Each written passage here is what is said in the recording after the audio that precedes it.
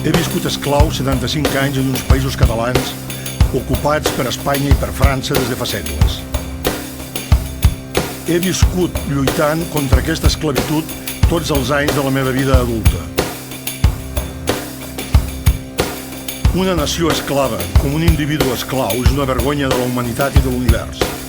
Però una nació mai no serà lliure si els seus fills no volen arriscar llur vida en el seu alliberament i defensa. Amics, accepteu-me aquest final absolut victoriós de la meva contesa per contrapuntar la covardia dels nostres líders, massificadors del poble. Avui la meva nació esdevé sobirana absoluta en mi. Ells han perdut un esclau. Ella és una mica més lliure perquè jo sóc amb vosaltres, amics.